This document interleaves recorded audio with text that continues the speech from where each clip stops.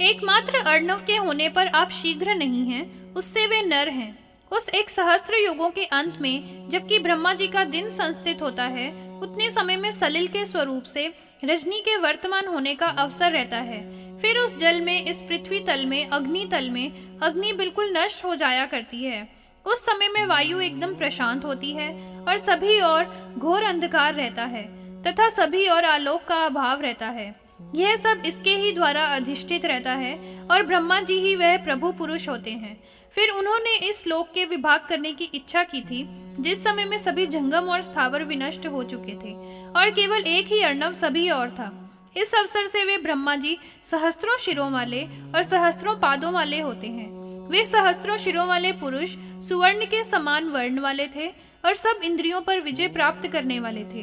भगवान नारायण के प्रति यहाँ पर इस श्लोक का उदाहरण दिया करते हैं। आप जो उसके तनु हैं, यह अर्थ सुनते हैं, वहाँ पर वे अपूर्यमान हैं, इसलिए नारायण कहे गए हैं। सहस्त्र शीर्षों से संयुक्त सुंदर मन वाले, सहस्त्र चरणों से युक्त, सहस्त्र चक्षु और मुखों वाले सहस्त्र कृत हैं, सहस्त्र बाहुओं वाले हैं, ऐसे प्रथम प्रजापति हैं। यह पुरुष त्रयी से परिपूर्ण है, ऐसा कहा जाता है। आदित्य के समान वर्ण से युक्त इस भुवन के रक्षक, एक अमूर्त अर्थात मूर्ति से शून्य यह प्रथम विराट है। हिरण्यगर्भ महान आत्मा वाला पुरुष मन से परे संपन्न होता है। कल्प के आदि में रजोगुण से उद्रिक्त होकर प्रभु ब्रह्मा ने सृजन किया था। कल्प का जब अवसान होता है तो उस समय में तमोगुण के उद्रेक से समन्वित काल होकर फिर इस संपूर्ण सृष्टि का ग्रसन किया था। वहीं फिर भगवान सत्व के उद्रेक से युक्त नारायण होकर जलाशय में विराजमान रहते हैं। अपने आप को तीनों स्वरूपों में विभक्त करके भगवान तीनों लोकों में संप्रवृत्त हुआ करते हैं, सृजन करते हैं, ग्रसन करते हैं और स्वयं ही तीन रूपों से वीक्षण करते हैं। उस समय में समस्त स्थावर और जंगम के नष्ट हो जाने पर जब एकमात्र अर्णव ही विद्यमान रहता है, एक सहस्त्र चारों युगों की चौकड़ियों का जब अंत होता है, उस समय में वह सभी और जल से समावृत होते हैं। उस समय में नारायण नामक वह ब्रह्मा इससे सार में स्वयं प्रकाशित रहते हैं। जब चारों प्रकार की प्रजा ब्रह्मा की शक्ति से तम से आवृत होती है, महर्षि गण उसको महरलोक में सोए हुए काल को देखते हैं। उस काल में यथोदृष्टि भृगु आदि महर्षि गण हैं। उस समय में उनको विवर्त्यमानों के द्वारा महत् परिगत होता है। गति के अर्थ वाली ऋषिति धातु नाम की निष्पत्ति होती है, ऐसा कहा जाता है, जिससे ऋषिति के सत्व होने से उससे महत है, अतएव महर्षि होते हैं। अहर लोक में स्थित होते हुए उन्होंने उस समय में सोए हुए काल को देखा था, जो कल्प के व्यतीत होने पर सत्वादी 7 महर्षि थे। इस प्रकार से उन सहस्त्रों रजनियों में उस समय में अनीत महर्षियों ने सुप्त काल को देखा था। कल्प के आदि में जिससे सुबहुल 14 संस्था है, ब्रह्मा जी ने क्योंकि कल्पन किया था, इसी कारण से कल्प कहा जाता है। कल्पों के आदि काल में पुनः पुनः वही समस्त भूतों का सृजन करने वाला है, महादेव व्यक्त है, इसका ही यह संपूर्ण जगत है। वह दोनों कल्पों का प्रति संबंध कर दिया गया है। इस समय में उन दोनों के मध्य में पूर्व की अवस्था हुई थी। पूर्व में होने वाले कल्प में ठीक ठीक कह दिया गया है। इस समय में इस कल्प के विषय में बतलाऊंगा, उसको समझ लीजिए। पृथ्वी व्यायाम विस्तर। श्री सूत जी ने कहा, इस रीति से शांचपायनी ने प्रजा के सन्निवेश का श्रवण करके फिर उसने श्री सूत जी के नियत रूप से पृथ्वी और उदधि के विस्तार के विषय में पूछा था।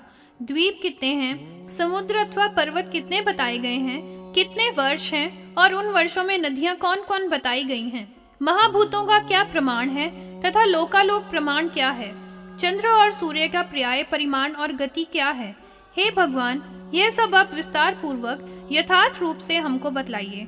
श्री सूत जी ने कहा, हर्ष की बात है, मैं आपके सामने पृथ्वी का आयाम और विस्तार बतलाऊंगा, समुद्रों की संख्या और द्वीपों का विस्तार भी बतलाऊंगा। यूं तो द्वीपों के सहस्त्रों भेद होते हैं, किंतु वे सभी भेद 7 द्वीपों के ही अंतर्गत हैं, जिनके द्वारा निरंतर यह जगत है।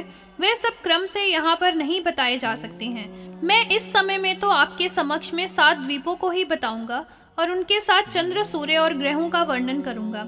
मानव उनका प्रमाण तर्क के द्वारा कहा करते हैं, किंतु निश्चित रूप से जो भाव चिंतन करने के योग्य नहीं है, उनका तर्क के सहारे साधन कभी नहीं करना चाहिए।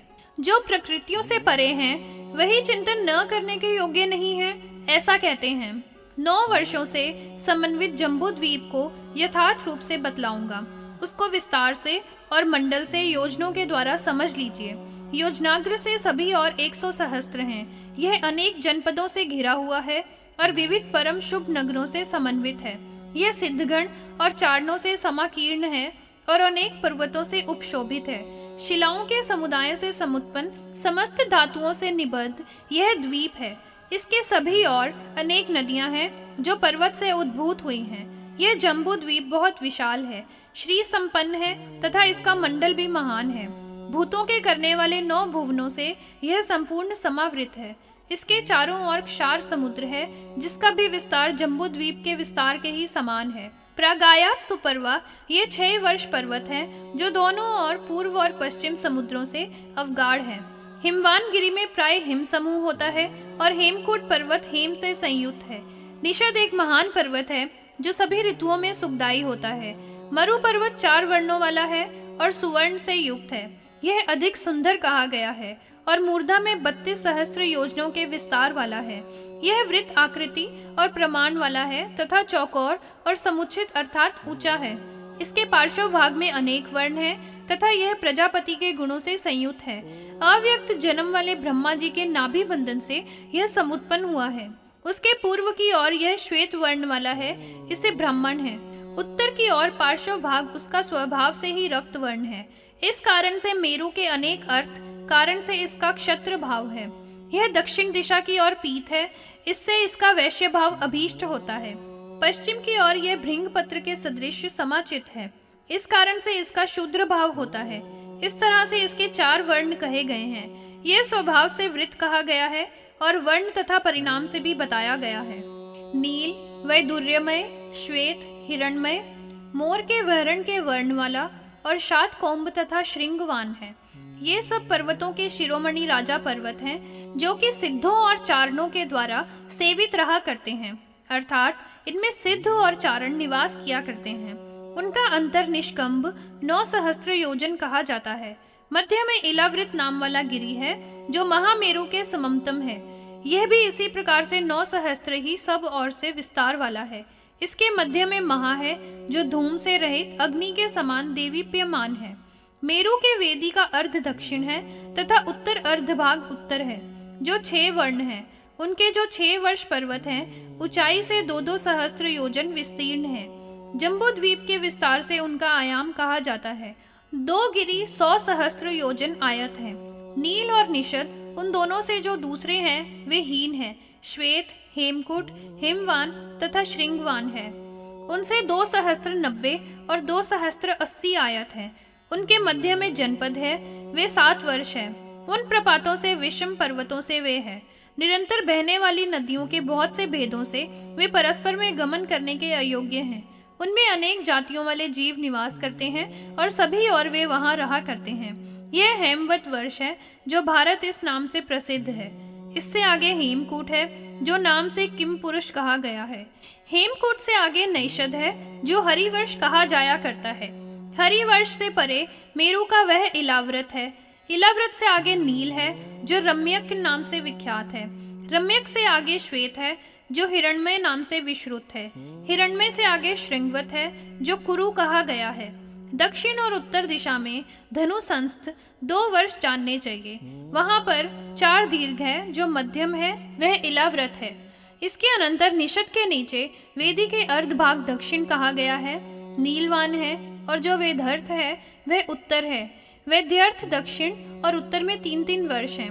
उन दोनों के मध्य में मेरु जानना चाहिए और मध्य में इलाव्रत है। नील के दक्षिण दिशा की ओर, निषद के उत्तर की ओर आयत एक महान शैल है, जो नाम से माल्यवान कहा जाता है। 1 सहस्त्र योजन नील और निषद तक आयत है और आयाम से वह 24 सहस्त्र योजन कहा गया है। इसके पश्चिम में गंधमादन नामक पर्वत जानने के योग्य है। आयाम और विस्तार से माल्यवान इस नाम से यह प्रसिद्ध है। परिमंडलों के मध्य में मेरु पर्वत है, जो कनक पर्वत है। वह 4 वर्णों वाला और सुवर्ण का तथा चतुरस्त्र अर्थात चौकोर समुच्छ्रित है। सुमेरु शोभाशाली होता था, जो पास शुभ्र है और एक राजा के ही समान समधिष्ठित रहता है। इसके वर्ण की आभा तरुण सूर्य के ही समान है तथा बिना धुआं वाली ऊर्जा है। 1 योजन 4 कोस का होता है। 16 योजन नीचे की ओर प्रविष्ट है और 16 ही भोजन विस्तार वाला है। शराब संस्थित होने से 32 योजना मूर्धा में विस्तृत है। विस्तार से सभी और उसका तिगुना परिणाम है। मंडल प्रमाण से उसका मान त्रियस्त्र अभीष्ट होता है। सब और 44 सहस्त्र योजन है। त्रियस्त्र में अर्थात तीनों ओर से उसका मान 8 अधिक योजन कहा गया है। सभी और चतुरस्त्र मान से परिणाम होता है। 64 सहस्त्र योजन कहा जाता है। वह पर्वत बहुत ही अधिक दिव्य है और दिव्य औषधियों से समन्वित है। यह संपूर्ण सुवर्ण में परम शुभ भुवनों से घिरा हुआ है। वहाँ पर समस्त देवों के गण, गंधर्व और राक्षस निवास किया करते हैं। उस शैलों के राजा के ऊपर शुभ अप्सराओं के समुदाय भी दिखलाई दिया करते हैं। वह मेरु पर्वत भूतों के भावन भुवनों से परिवृत रहा करता है। इसके 4 देश हैं जो चारों पार्श्वों में समधिष्ठित हैं, जिनके नाम भद्राशव, भरत, केतुपाल और पश्चिम हैं। उत्तर और कुरुकृत पुण्य प्रतिश्रय हैं। गंधमादन के पार्श्व में तो यह पर अपर गंडिका है। यह सभी ऋतुओं में परम रमणीय है और नित्य ही प्रमुदित तथा शिव है। पूर्व और पश्चिम से 32 सहस्त्र योजनों से युक्त है। प्रमाण से इनका आयाम 34 सहस्त्र योजनों वाला है। वहाँ पर वे परम शुभ कर्मों वाले केतुमाल देश प्रतिष्ठित हैं। वहाँ पर जब नर काल है जो महान सत्व वाले और महान बल से संपन्न है, और वहाँ की स्त्रियां कमल दल की आभा वाली तथा देखने में बहुत प्रिय लगती हैं। वहाँ पर एक बहुत ही उत्तम पनस का महान वृक्ष है जिसमें 6 रस विद्यमान रहा करते हैं। उसकी स्वामी ब्रह्मा का पुत्र कामना से चरण करने वाले मनोजव हैं। वहाँ पर समायुक्त काल पर्यंत उसके फलों का रस पान करके प्राणी जीवित रहा करते हैं। पूर्व में माल्यवान के पार्श्व में एक अपूर्व गंडिका है। भारत देश। श्री सूत जी ने कहा, इस प्रकार से ही परम शुभ भारत में वर्षों का निसर्ग है, जो कि परम तत्वों के ज्ञाताओं के द्वारा देखा गया है। अब फिर आपके सामने मैं क्या वर्णन करूं? ऋषि ने कहा, जो यह भारतवर्ष है जिसमें ये 14 स्वयंभूवादी मनुगण फिर प्रजा के सृजन करने में थे। हे श्रेष्ठ पुरुषों में परमोत्तम, हम लोग यही जानने की इच्छा करते हैं, वही आप हमारे समक्ष में वर्णन कीजिए। रोमहर्षण जी ने उन ऋषियों के इस वचन का श्रवण करके कहा था, यहाँ पर इस भारतवर्ष में आप लोगों के सामने जो प्रजा हुई थी उसका मैं वर्णन करूंगा। यह तो मध्यम चित्र है जो शुभ और अशुभ फलों के उदय वाला है। समुद्र के उत्तर में और हिमवान के दक्षिण में है वह भारत नाम वाला वर्ष है, जहाँ पर यह भारत की प्रजा है। प्रजाओं के भरण करने से भरत मनु कहा जाया करते हैं। इसी निरुक्ति के वचन से यह वर्ष भारत इस नाम से कहा गया है।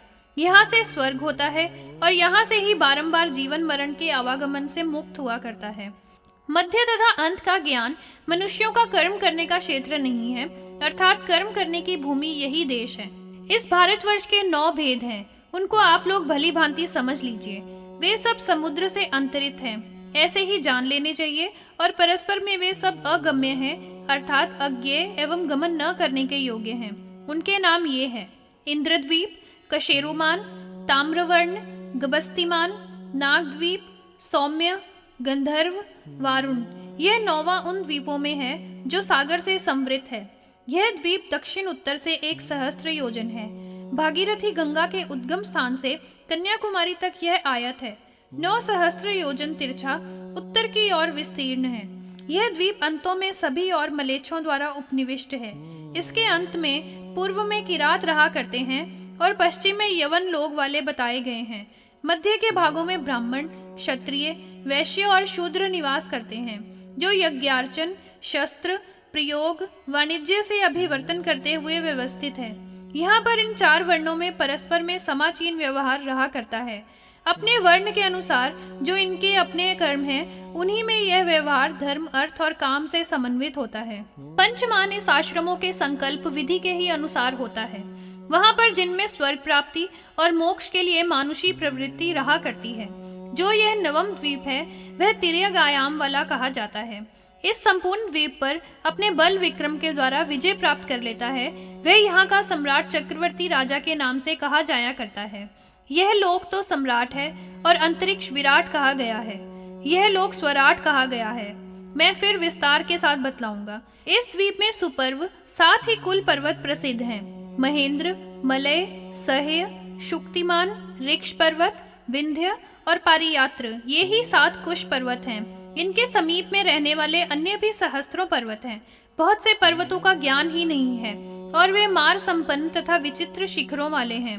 पर्वतों में परम श्रेष्ठ मंदर, वैहार, दुर्धर, कोलाहल, समुरस, मैनाक, वैद्युत, वातम, धम, नागगिरी और पांडुर पर्वत हैं।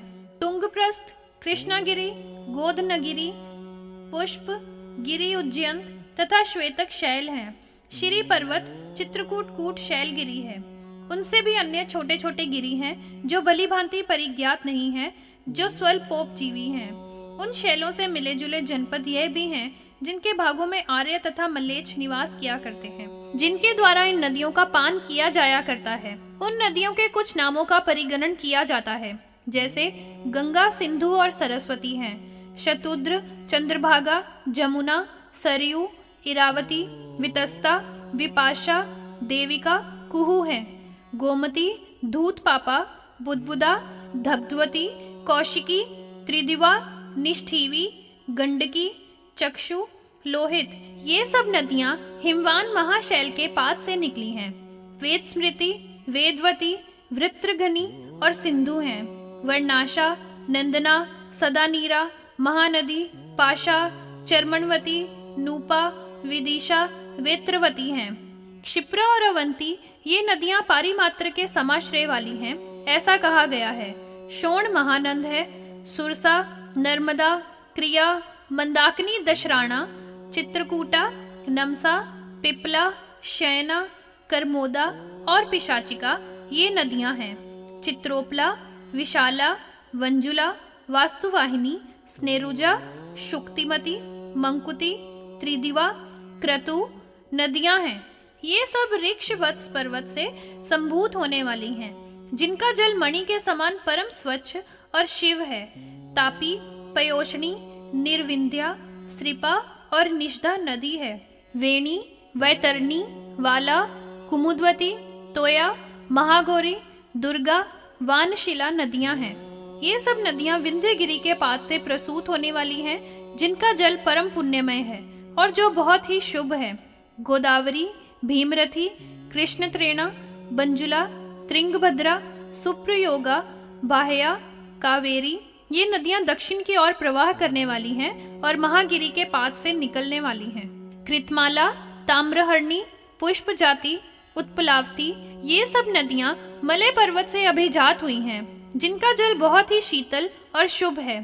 त्रिसामा, ऋषिकुल्या, बंजुला, त्रिदिवा, बला, लांगुलिनी, वसंधरा, ये सब महेंद्रगिरी की तनिया कहीं गई हैं। ऋषिकुल्या, मंदगा, मंदगामिनी, कृपा पलाशिनी, ये नदियां शुक्तिमान पर्वत से समुत्पत्ति पाने वाली हैं। ये सब नदियां सरस्वती हैं और सब समुद्र में गमन करने वाली गंगा हैं। ये सभी इस विश्व की मालाएं हैं और जगत के समस्त पापों के हरण करने वाली कही गई हैं। इन सब नदियों की अन्य सैकड़ों और हजारों ही उप नदियां हैं। उनमें ये कुरु, पांचाल, शाल्व, माद्रेय, जांगल, शूरसेन, भद्रकार, बोध, सहपटचर, मत्स्य, कुशल्य, कुंतल, काशी, कौशल, गोध, भद्र, कलिंग, मागध, उत्कल, मध्य देश में होने वाले जनपद प्राय करके वहां पर कीर्तित किए गए हैं। अत्रिगण, भरद्वाज, प्रस्थल, दशेरक, लमक, तालशाल, भूषिक, एजिक, ये सब उत्तर दिशा में हैं। अब जो पूर्व दिशा में देश हैं, उनका भी आप ज्ञान प्राप्त कर लीजिए। अंग, दंग, चोल, भद्र की रातों की जातियां, तोमर, हंसभंग, काश्मीर, तंगन, झिल्लिक, आहुक, हुंडर्व, अंध्रगक, मुदगर, अंतरगिरी, बहरगिरी, इसके अनंतर प्लवंगव, मलद और मलवर्तिक जानने के योग्य हैं। समंतर, प्रारवशय, भार्गव, गोप पार्थिव, प्रागज्यो, तिश, पुंड्र, विदेह, ताम्र, लिप्तिक, मल्ल, मगध और गोनर्ध, ये जनपद पूर्व दिशा में है, ऐसा कहा गया है। इसके उपरांत दूसरे दक्षिणा पथवासी जनपद हैं। पंडय, केरल, चोल, कुल्य, सेतुक, मूशिक, क्षपणक और वनवासिक देश हैं। महाराष्ट्र, महिषिक, कलिंग सब और आभीर, सहेशिक, आटव्य, साक, पुलिंद, विंध्य, मौल्य, वैदर्भ, दंडक, पौरिक, मौलिक, अश्मक, भोगवर्धन, कोंकण, कंतल, आंध्र, पुलिंद, अंगार, मारिश, ये सब दक्षिण पथवासी सह्यगिरी के उत्तरांतों में, जहाँ पर गोदावरी नदी बहती है, इस संपूर्ण पृथ्वी में वह प्रदेश परम सुंदर है। वहाँ पुर है जिसका गोवर्धन नाम है और इसका निर्माण श्री राम ने किया था। वहाँ पर श्री राम के प्रिय स्वर्गीय और अति उत्तम वृक्ष तथा औषधियाँ हैं। इन सबका अवरोपण श्री राम की प्रीति के लिए भरद्वाज मुनि ने किया था। अतएव उन्होंने इस पुरवर का मनोरम उद्देश्य किया था। वाहलिक, वाडधान, आमीर, कालतोयक, अपरांत, सुह्य, पांचाल, चर्ममंडल, गांधार, यवन, सिंधु, सौबीर, मंडल, चीन, तुषार, पल्लवगिरी, गहवर्षक, भद्र, कुलिंद, पारद, विंध्यचूलिका, अभिशाह्य, उलूद, केकय, दशमालिक, ये सब देश तथा ब्राह्मण, क्षत्रिय, वैश्य और शूद्रों के कुल, काम्बोज, धरद, उर्वर और अंगलोहिक, ये सब देश हैं। और जो दक्षिण में होने वाले दूसरे जनपद हैं, उनका भी ज्ञान प्राप्त कर लो। सूर्यारक, कलिवन, गुरगाल, कुंतल, पोले, किरात, रूपक, तापक, करीति और सब करंधर और नासिक तथा जो अन्य नर्मदा के अंतर में हैं, सहकच्छ, समाहे, सारस्वत, कच्छिप, सुराष्ट्र, आंतर, अबुर्द, ये सब और अपरांत जो विंध्य के वास करने वाले हैं, उनको आप सुनिए। मलद, करुष, मेकल, उत्कल, ये जनपद विंध्य के वास करने वाले हैं। उत्तमों के दर्शार्ण, भोज, किष्कंधक, तोशल, कोशप, त्रैपुर, वैदिश, तुहुंड, बर्बर, षटपुर, नैषद, अनूप, तुंडिकेर, वीतिहोत्र, अबंती, ये सब जनपद विंध्यगिरी के ऊपर निवास करने वाले हैं। इसके आगे मैं उन देशों का वर्णन करूंगा जो पर्वतों का आश्रय ग्रहण करके निवास किया करते हैं। निहिर, हंसमार्ग, कुपथ, तंगन, शक, अप, प्रावरण, उर्ण, दर्व, सहूक, त्रिगर्त, मंडल, किरात, तामर, ये समस्त देश पर्वतों के ऊपर समाश्रय लेने वाले हैं। ऋषियों ने भारतवर्ष में 4 युगों का होना बतलाया था। प्रथम कृतयुग अर्थात सतयुग है, दूसरा त्रेता, तीसरा द्वापर और चौथा तिष्य है। इन सब का निसर्ग ऊपर से ही संपूर्ण मैं आपको बतलाऊंगा। युग संख्यावर्त। ऋषि ने कहा, जो 4 युग हैं और पूर्व में स्वयंभुव मनवंतर में थे, हे भगवान, उनका जिसर्ग कैसे हुआ और उनका क्या तत्व है, यह मैं विस्तार के साथ श्रवण करना चाहता हूँ। श्री सूत जी ने कहा, पृथ्वी आदि के प्रसंग से जो मैंने पूर्व में कहा था, उनके 4 युगों के विषय में मैं अब बतलाऊंगा। उसको आप भली भांति समझ लीजिए। यहाँ पर संख्या के द्वारा प्रसंख्यान करके और सब प्रकार से विस्तृत मैं कहूँगा। युग युग का भेद, युग का धर्म, युग संधि का अंश, युग संधान, यह षट प्रकाश युग की आख्या है। उन सबको मैं तात्विक रूप से आपको बतलाऊंगा। लौकिक प्रमाण मनुष्य के वर्ष का निष्पादन करके उसी शब्द से प्रसंख्यान करके यहाँ पर मैं 4 युगों को बतलाऊंगा। निमेष काल उसे ही जानना चाहिए जो कि लघु अक्षर के तुल्य होता है। 15 निमेषों का जितना काल होता है उसकी 1 काष्ठा होती है और 30 काष्ठाओं के समय को कला गिनना चाहिए। 30 कलाओं का एक मुहूर्त होता है। 30 मुहूर्त के सम रात्रि और दिन हुआ करते हैं। दिन और रात्रि का विभाग सूर्य किया करता है जो कि मनुष्य का लौकिक होता है। उनमें दिन तो कर्मों के करने की चेष्टा में लगाया जाता है और रात्रि का समय सोने के लिए कहा जाता है। दिव्य रात्रि और दिन मास होता है। उन दोनों का प्रविभाग फिर होता है। उनका कृष्ण पक्ष उनकी रात्रि होती है। मनुष्यों के जो 30 मास होते हैं वही पितृगणों का मास कहा गया है। 360 मासों का पितृगणों का 1 वर्ष होता है। यह संख्या मनुष्य के मासों से विभावित हुआ करती है। मनुष्यों के मान से जो 100 वर्ष होते हैं वे पितृगणों के 3 वर्ष संख्यात किए गए हैं। यहाँ पर 10 मास अधिक पितृगणों की संख्या वाली हुई है। लौकिक मान से ही जो मनुष्यों का शब्द कहा गया है, यह दिव्य अर्थात देवों का अहोरात्र अर्थात एक दिन और रात है, जो शास्त्र निश्चय को प्राप्त हुआ है। दिव्य रात्रि और दिन वर्ष है, और उन दोनों का फिर प्रविभाग है। वहां पर जो दिन है वह उत्तरायण होता है, और जो रात्रि है वह दक्षिणायन होता है। जो वे दिव्य रात्रि और दिन है, उनका पुनः प्रसंख्यान है। मनुष्यों के जो 30 वर्ष होते हैं, उतने समय का देवों का दिव्य मास कहा गया है। जो मानवों के 100 वर्ष है, उतने समय का दिव्य 3 मास हुआ करते हैं, तथा 10 दिन है, यही दिव्य विधि कही गई है। 360 जो वर्ष मनुष्य के होते हैं, यह एक दिव्य समवत्सर कहा गया है। मनुष्यों के 3000 वर्ष प्रमाण से होते हैं, और अन्य वर्ष हैं, इतने समय का सप्तऋषियों का एक वत्सर होता है। मानवों के जो 9000 वर्ष होते हैं, और अन्य 90 वर्ष हैं, इतने समय का ध्रुव समवत्सर हुआ करता है। मनुष्यों के 26,000 वर्षों का जो समय होता है, वह समय देवों का अर्थात दिव्य 100 वर्ष हुआ करते हैं। यह विधि कही गई है। 3 नियुत ही मनुष्यों के वर्ष कहे जाते हैं। संख्या के द्वारा 60 सहस्त्र वर्ष ही संख्यात किए गए हैं। संख्या के ज्ञाता मनीषीगण दिवस इस प्रकार से दिव्य संख्या के साथ गान किया है, और दिव्य प्रमाण के ही द्वारा युगों की प्रकृष्ट संख्या की कल्पना की जाया करती है। कविगणों ने भारतवर्ष में 4 युग बताए थे: कृतयुग, त्रेता, द्वापर और कलियुग। ये 4 युगों की चौकड़ी है। सबसे प्रथम जो युग है, उसका कृतयुग अर्थात सत्य युग है। इसके उपरांत त्रेता युग का विधान किया जाता है, फिर द्वापर, और इसके बाद कलियुग आता है। इन 4 युगों की कल्पना की जाती है। कृतयुग के बरतने का काल 4 सहस्त्र दिव्य वर्षों का होता है। उस युग की उतने ही 100 वर्षों की संध्या होती है, और संध्या का अंश संध्या के ही समान होता है। संध्या के रहित और संध्यांशों के सहित अन्य तीनों में एक ही न्याय से सहस्त्र और शत बरता करते हैं। त्रेता और द्वापर में क्रम से 3 और 2 सहस्त्र होते हैं। 300 और 200 संध्याएं और संध्यांश भी उनके ही समान हुआ करते हैं। द्विजोत्तम कलियुग एक सहस्त्र वर्ष कहते हैं। उसकी 100 वर्षों वाली संध्या होती है, और संध्या के ही समान संध्या का अंश हुआ करता है। उनकी 12 सहस्त्रों वाली युगों की संख्या कीर्तित की गई है। इस प्रकार से कृतयुग, त्रेता, द्वापर और कलयुग इन 4 युगों की चौकड़ी है। यहाँ पर मानुष प्रमाण से संवत्सर देखे गए हैं। अब कृतयुग के वर्षों को बतलाऊंगा, उनको भली भांति समझ लीजिए। संख्या के द्वारा 1400 सहस्त्र कहे गए हैं, तथा अन्य 40 सहस्त्र कृतयुग हैं। दश की संस्था से 100 सहस्त्र वर्ष हैं।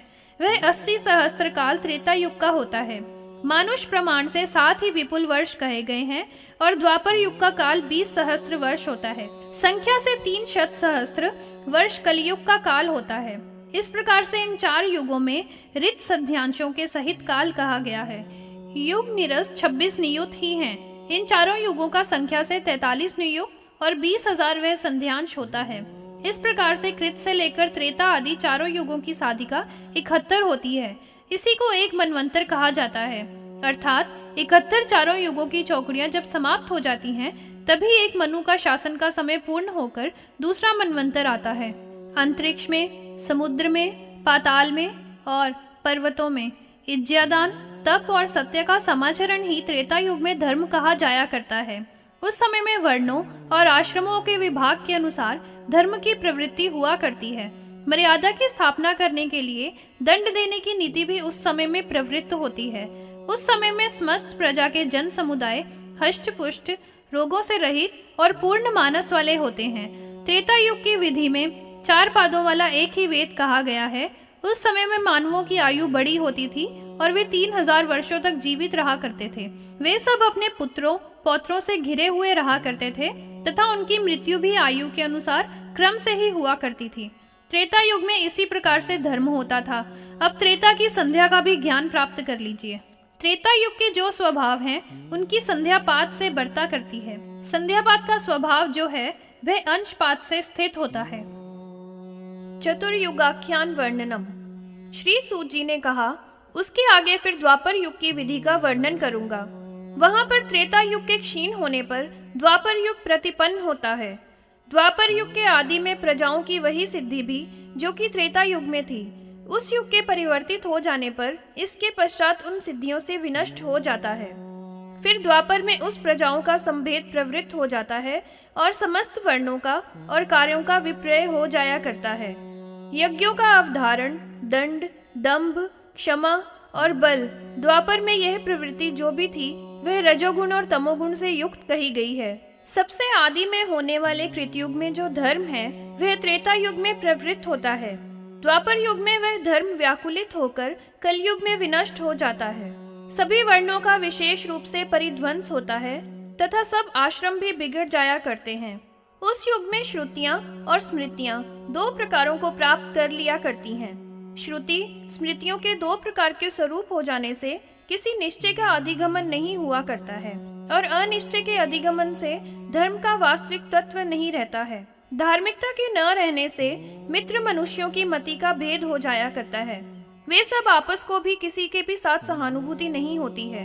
सबकी सृष्टि में विभ्रम हो जाया करता है। यह धर्म है अथवा यह अधर्म है, इसका कोई भी निश्चय नहीं हुआ करता है। कारणों के विकल्प होने से और कार्यों के निश्चय नहीं होने से धर्माधर्म का कोई निश्चय नहीं हुआ करता है। उन मनुष्यों की मति के विभेद होने से उनकी दृष्टियों का भी विभ्रम हो जाता है। फिर विभिन्न दृष्टियों वाले मनुष्यों के द्वारा शास्त्रों को भी आकुलित कर दिया था। वेद एक ही था, उसको त्रेता युग में 4 पादों वाला किया जाता है। आयु के संक्षय होने से द्वापर युग में यह व्यवस्थित हो जाता है। ऋषियों के और मंत्रों के फिर भेद होने से यह दृष्टि के विभ्रमों से युक्त हो जाता है, जिसमें मंत्र भाग और ब्राह्मण भाग का विन्यास होता है और स्वरों तथा वर्णों का विपर्य होता है। महर्षियों के द्वारा ऋग्वेद, यजुर्वेद और सामवेद की संहिताएं पढ़ी जाया करती हैं। कहीं पर सामान्य और कहीं कहीं पर दृष्टि की भिन्नता होने पर वैकृत ये पढ़ी जाया करती हैं। ब्राह्मण, कल्प सूत्र और मंत्र प्रवचन और अन्य भी प्रस्थित हैं और कुछ उनके प्रति अवस्थित हैं। ये सब कुछ द्वापर युग में प्रवृत्त होते हैं और कलयुग में भी सभी भेद प्रभेद निवृत्त हो जाते हैं। एक आधवर्यव था और फिर 2 प्रकार हो गए थे। साधारण और विपरीत अर्थों के द्वारा ये शास्त्र आकुल कर दिया गया था। ये बहुधा आधवर्यव के व्याकुलीकृत प्रस्थानों के द्वारा ही हुआ था तथा अर्थात उसी प्रकार से संज्ञा के द्वारा अथर्व, रक और सामों के विकल्पों से भी हुआ था। नित्य ही इस तरह से व्याकुल द्वापर में विभिन्न दर्शन शास्त्रों के द्वारा किया जाता है। संख्या से उनके भेद प्रतिभेद और विकल्प द्वापर युग में भली भांति प्रवृत्त होते हैं और फिर जब कलयुग आ जाता है तो सभी विनष्ट हो जाया करते हैं। द्वापर में फिर उनके विपरीत समुत्पन्न हो जाते हैं। वृष्टि का अभाव, व्याधि, उपद्रव, मरण ये सब होते हैं।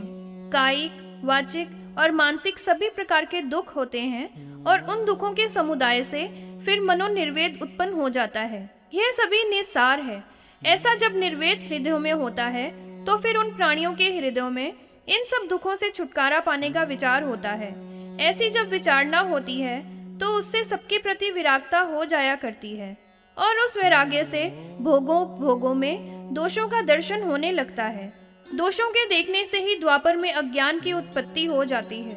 उन ज्ञान से रहित मानवों से पहले स्वयंभुव मनवंतर में, जो कि सबसे पहला है, उस द्वापर में सभी शास्त्रों के परिपंथी अर्थात विरोध करने वाले लोग समुत्पन्न हो जाया करते हैं।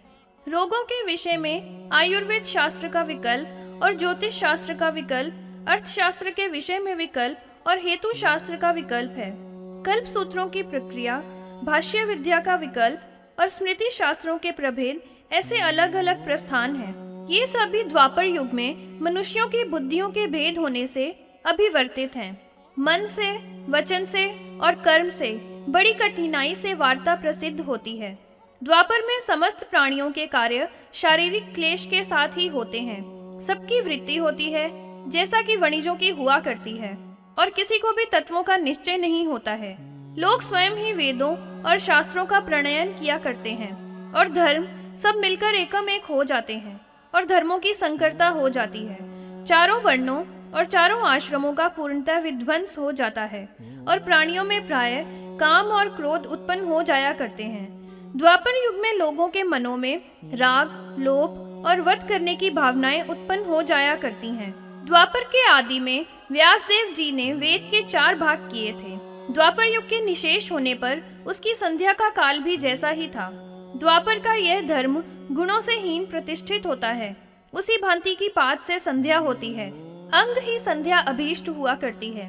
द्वापर के अवशेष से अब तिष्य के विषय में समझ लो। जब द्वापर युग का अंश शेष रहता है तभी कलयुग की भी प्रतिपत्ति हो जाया करती है। जो तपश्चर्या का समाचरण करने वाले हैं, उनमें भी युग के प्रभाव से हिंसा, असूया, अनृत, माया और वध की भावनाएं उत्पन्न हो जाती हैं। ये तिष्य के स्वभाव हैं, जिनका साधन प्रजा के जन किया करते हैं। यह ही किया गया पूर्ण धर्म है, और वास्तविक जो भी धर्म है वह परिहीन हो जाया करता है। मन से, कर्म से और स्तुति से वार्ता सिद्ध होती है अथवा नहीं होती है। कलयुग में रोग प्रकट रूप से मारक होता है और क्षुधा तथा भय होते हैं। कली में वृष्टि के समय पर न होने को घोर भय होता है तथा देशों का विपर्य हो जाता है। कलयुग में लोगों में स्मृति का कोई भी प्रमाण नहीं माना जाता है। कोई तो माता के गर्भ में ही मृत्यु को प्राप्त हो जाता है, कोई युवावस्था में ही मर जाया करता है, कोई वृद्ध होकर मर जाते हैं। इस कलयुग में प्रजाजन कुमारावस्था में ही परलोक में चले जाया करते हैं। बुरे मनोरथ, असद विषयों का अध्ययन, बुरे पाप कर्म, बुरे शास्त्र और प्रजाओं के कुत्सित कर्मों के दोषों से ही भय उत्पन्न हो जाया करता है। हिंसा, माया, ईर्ष्या, क्रोध, निंदा, अक्षमा और राग और सब प्रकार के लोभ कलयुग में जंतुओं में और मनुष्यों में होते हैं। अत्यधिक संक्षोभ कलयुग के प्राप्त होने पर समुत्पन्न हो जाता है। उस समय में मानवों की परम आयु पूरे सहस्त्र वर्ष की होती है। उस समय में द्विज जातिगण वेदों का अध्ययन नहीं किया करते हैं और ना ही वे यजन किया करते हैं। सभी नर, क्षत्रिय और वैश्य क्रम से उत्पन्न हो जाया करते हैं। शूद्रों के ब्राह्मणों के साथ अंत्यजों से संबंध होते हैं और उस कलयुग में शय, आसर और भोजन का सब परस्पर में संबंध किया करते हैं। राजाओं में बहुधा शूद्र वर्ण वालों की अधिकता होती है, जो कि पाखंडों के प्रवर्तक ही हुआ करते हैं। उस समय में प्रजाजनों में भी गुणों की हीनता संप्रवृत्त होती है। न तो मानवों में मेधा होती है और न उनकी कुछ आयु ही होती है। बल, रूप और कुल सभी विनष्ट हो जाया करते हैं। जो शूद्र वर्ण वाले मानव हैं, उनके आचार तो ब्राह्मणों के समान होते हैं, और ब्राह्मण शूद्रों के तुल्य वाले पुरुष राजाओं के समान आचरण करने वाले हैं, और जो पार्थिव हैं वे चोरों के समान आचरण करने वाले हैं। इस युग के अंत समय के उपस्थित होने पर भृत्यगण प्राणों का भरण करने वाले हैं। नारियां शील से शून्य, मिथ्याचार वाली तथा मदिरा और मांस से प्रेम करने वाली होती हैं। हे मुनि श्रेष्ठ, इस युग के अंत में सभी स्त्रियां माया रचने वाली होती हैं। पुरुष भी एक ही पत्नी रखने के व्रत वाले नहीं होते हैं। हे मुनिस्तम, युग के अंत समय में सर्वत्र ऐसा ही दिखलाई देता है। सब जगह अन्य पशुओं की प्रबलता होती है और गौओं के कुल का क्षय होता है। उस युग के क्षय में साधु जनों की विशेष रूप से निवृत्ति होती है, ऐसा ही जान लेना चाहिए। उस समय में अपने आप का बहुत ऊंचा उठाना ही धर्म है, और दान के मूल वाला धर्म परम दुर्लभ होता है। ब्रह्मचर्य, गृहस्थ्य, वानप्रस्थ और संस्थान, इन चारों आश्रमों की शिथिलता वाला धर्म ही सब जगह चलेगा। उस समय में भूमि भी अल्प फल देने वाली होती है और कहीं पर महान फल वाली होगी। राजा लोग केवल अपनी बलि का भोग करने वाले होंगे और प्रजा की रक्षा करने वाले नहीं होंगे, और युग के अंत में ये नृपगण अपनी ही रक्षा करने में तत्पर रहा करेंगे। राजा लोग संरक्षण नहीं करने वाले और विद्रगण शूद्रों से उपजीविका चलाने वाले हो जाएंगे, और युग के अंत में श्रेष्ठ द्विजगण भी शूद्रों के अभिवादन करने वाले हो जाएंगे। सभी जनपद अट्ठालिकाओं के शूल वाले हैं, और शिव के शूल वाले सब द्विज जाति गण हैं। इस युगांत से समुपस्थित होने पर सभी प्रमदाएं केशों के शूल वाली हैं। श्रेष्ठ द्विज भी अपनी तपस्या और यज्ञों के फलों को द्रव्य लेकर बेच देने वाले हो जाएंगे। इस कलयुग में काशाय वस्त्रों के धारण करने वाले बहुत से यतिगत हो जाएंगे। जिस समय में विचित्र ढंग से इंद्रदेव वर्षा करने वाले हो जाएंगे, उस समय में इस युग की क्षय कहते हैं। इस आधार युग में सभी वर्णों के मानव वाणिज्य व्यवसाय करने वाले हो जाएंगे। मनुष्य कूट मानों के द्वारा अधिक पुण्य वस्तुओं का विक्रय किया करते हैं। वह पण्य, कुशीलचर्या, पाखंड, ईर्ष्या और अंधों से समावृत होगा। पुरुष के रूप से युक्त मनुष्य बहुत स्त्रियों वाला इस युग के अंत के उपस्थित होने पर होंगे। लोग परस्पर में बहुत वाचना करने वाले होंगे। इस युग के क्षीण होने पर मनुष्य प्राय अव्याकृताकार ना होने वाला होगा। इस युग के अंत में यही उसका लक्षण है कि पतित में कोई भी शंका नहीं होती है, अर्थात निशंक होकर पतित व्यक्ति से संबंध स्थापित रखा करते हैं। इसके पश्चात यह वसुमती वसुंधरा शून्य हो जाएगी। जो रक्षक है वे भी रक्षा नहीं करने वाले शासक हो जाएंगे। ये दूसरों के रत्नों का हरण करने वाले तथा दूसरों की स्त्रियों से विमर्श करने वाले हो जाएंगे। सभी लोग काम वासना से परिपूर्ण, दुष्ट भावों वाले, बहुत अशूम और दुस्साहस से प्रेम करने वाले, नष्ट चेष्टा वाले, धूर्त, अमूली केशों को खुले हुए रखने वाले होंगे। इस युग के क्षय में 16 वर्ष से भी छोटी उम्र वाले संतान का प्रजनन किया करते हैं। शुक्ल दंतों वाले, जिताक्ष, मुंडित शिर वाले और काशाय रंग के वस्त्रों के धारण करने वाले होंगे। युगांत के उपस्थित होने पर शूद्र लोग धर्म का आचरण करेंगे। लोग धान तथा फसल की चोरी करने वाले और वस्त्रों का अपहरण करने वाले होंगे। चोर से हरण करने वाले चोर तथा हरणकर्ता से दूसरे हरण करने वाले हो जाएंगे। ज्ञान पूर्वक कर्मों के उपरत हो जाने पर समस्त लोक निष्क्रियता को प्राप्त हो जाएगा। कीड़े, मूषक और सर्प मानवों को प्रदर्शित करेंगे। उसी प्रकार से बराबर क्षेम कुशल, आरोग्य और सामर्थ्य सभी बहुत दुर्लभ हो जाएंगे। भूख के भय से पीड़ित मनुष्यों के देश कौशिकों के प्रति वास दिया करेंगे। इस प्रकार से दुखों से जब मनुष्य पूर्ण रूप से अभिप्लुत होंगे तो उनकी उस समय से परम आयु 100 वर्ष की ही रह जाएगी। इस कलयुग में समस्त वेद दिखलाई दिया करते हैं अथवा नहीं दिखाई देते हैं। उसी प्रकार से इसलिए यज्ञ अधर्म से पीड़ित होकर दुखित होते हैं।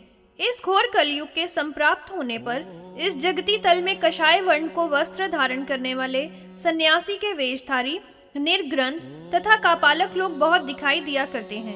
कुछ अन्य वेदों का विक्रय करने वाले हैं, अर्थात धन लेकर वेद के मंत्रों को पढ़ने वाले हैं, और दूसरे तीर्थों को बेचने वाले हैं। और अन्य लोग ऐसे हैं जो वर्णों और आश्रमों का कोष पाखंड दिखाया करते हैं और वास्तव में इन वर्णाश्रमों के विरोधी शत्रु होते हैं। ऐसे ही लोग बहुधा उत्पन्न हो जाया करते हैं। धर्म के अर्थ के पंडित बनने वाले शूद्र लोग उस समय में वेदों का अध्ययन किया करते हैं, जिनको वेदों के पढ़ाने के शास्त्रानुसार कभी भी अधिकार नहीं होता है। शूद्र योनि वाले अश्वमेध यज्ञ का यजन किया जाता है।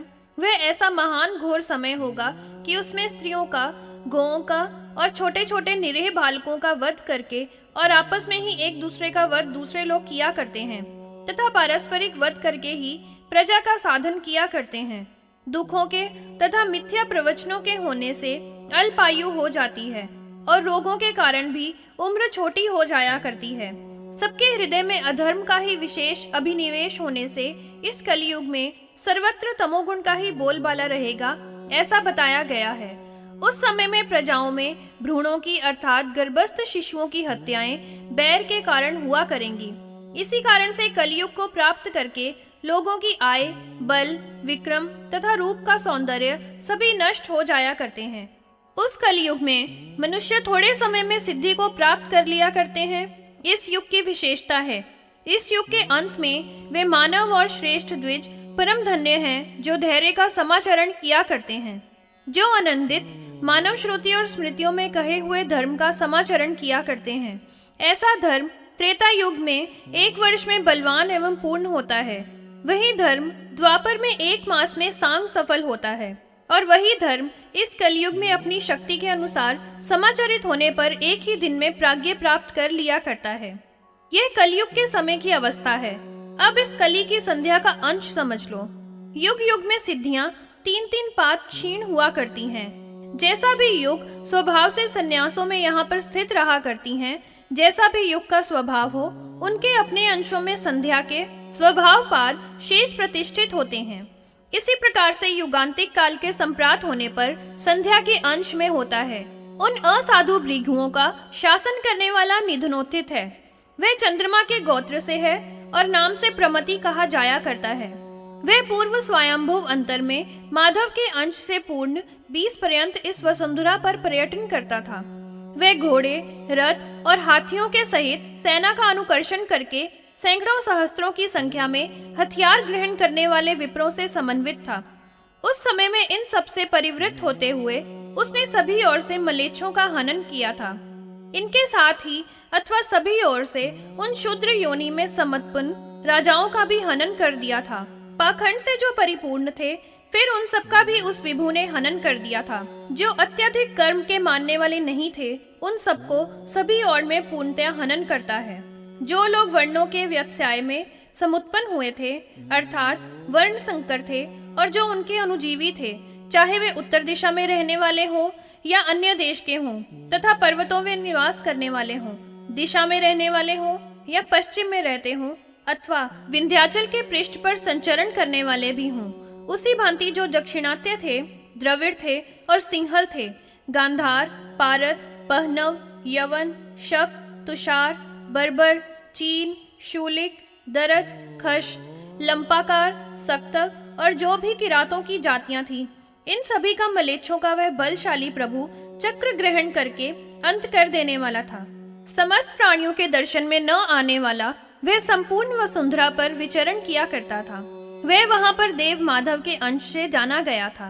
वह पूर्व जन्म में महान वीर्य वाला प्रमति के नाम से प्रसिद्ध था। वह प्रभु पूर्व कलियुग में चंद्रमा के गोत्र से था। 32वें वर्ष के अभ्युदित हो जाने पर वह 20 वर्ष तक प्रक्रांत हुआ था। सभी प्राणियों का और सभी और में मानवों का विहनन करते हुए उसने परिभ्रमण किया था। अकस्मात परस्पर में समुत्पन्न कोप से उसने क्रूर कर्म से पृथ्वी में बीजावशेष कर दिया था। उसमें जो वृषल थे उनको और प्राय अधार्मिक माशुओं का सुसाधित किया था। उसने अपने अनुचरों के साथ गंगा और यमुना के मध्य में बड़ी निष्ठा प्राप्त कर ली थी। इसके अनंतर सामान्य कल्प के व्यतीत हो जाने पर अपने सैनिकों के साथ रहकर सभी सहस्त्रों मलेच्छों के और राजाओं का उत्पादन कर लिया था। यहाँ पर युग के अंत कर लेने वाले संध्या के अंश के संप्राप्त होने पर यहाँ पर कहीं कहीं पर बहुत थोड़ी सी प्रजा अवशिष्ट रह गई थी। वे अपग्रहण करने वाले तथा झुंड के झुंड लोभ में अविष्ट हुए थे। परस्पर में एक दूसरे का पोथन करते हुए उपहनन किया करते हैं। जब कोई भी समुचित शासन करने वाला नहीं था और सर्वत्र अराजकता फैली हुई थी तथा युग के प्रभाव के कारण सर्वत्र संशय प्राप्त हो गया था, फिर वह सभी प्रजा आपस में भय से उत्पीड़ित हो गए थे। वे सब बहुत व्याकुल हो गए थे और अपनी पत्नियों तथा ग्रहों को भी छोड़कर इधर उधर परिभ्रमण कर रहे थे। बिना ही किसी कारण के बहुत अधिक दुखित होकर अपने प्राणों की अपेक्षा नहीं करने वाले हो गए थे। श्रौत और स्मार्त धर्म के विनष्ट हो जाने पर वे उस समय में हत हो रहे थे। उन्होंने अपनी मर्यादा का त्याग कर दिया था और वे निराक्रंद हो गए थे। उनमें किसी के प्रति भी स्नेह नहीं था तथा वे लज्जाहीन हो गए थे। धर्म के विनष्ट हो जाने पर वे छोटे 25 वर्ष में ही प्रतिहत हो जाते हैं। वे अपने पुत्रों को, पत्नियों को छोड़कर विवाद से व्याकुलित इंद्रियों वाले हो जाते हैं। वर्षा न होने के कारण बहुत हत हो जाया करते हैं और वार्ता को त्याग कर परम दुखित होते हैं। वे सब प्रजानन अपने जनपदों को त्याग कर प्रत्यंतों का सेवन किया करते हैं।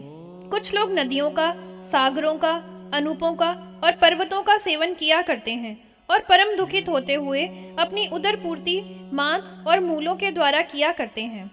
वस्त्रों के अभाव में सब लोग चीर, पत्र और चर्म को धारण करने वाले हैं। उनके पास कोई भी काम नहीं है, अर्थात एकदम कर्म शून्य है और न उनके पास कुछ सामान है। वर्णों और आश्रमों से परिभ्रष्ट हैं, अर्थात न उनका कोई वर्ण है और न कोई आश्रम ही रह गया है। वे सब परम घोर शंकर में समास्थित हैं। बहुत ही थोड़े से बचे हुए प्रजाजन फिर इस दिशा में आकर प्राप्त हुए हैं। वे बुढ़ापे और व्याधियों तथा भूख से समाविष्ट हैं और परमाधिक दुख से निर्वेद को प्राप्त हो गए हैं।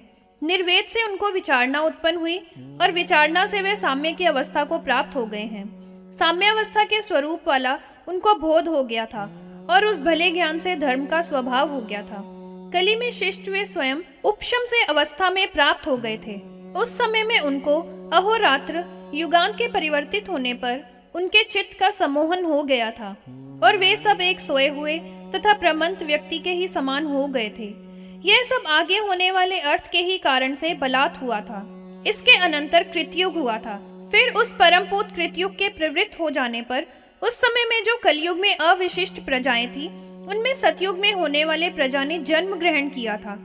जहाँ पर जो भी स्थित रहते हैं, वे बिना किसी के द्वारा देखे गुप्त स्वरूप से विचरण किया करते हैं। वहाँ पर वे सप्तऋषियों के साथ व्यवस्थित है। यहाँ पर जो बीच के लिए ब्राह्मण, क्षत्रिय, वैश्य और शूद्र कहे गए हैं,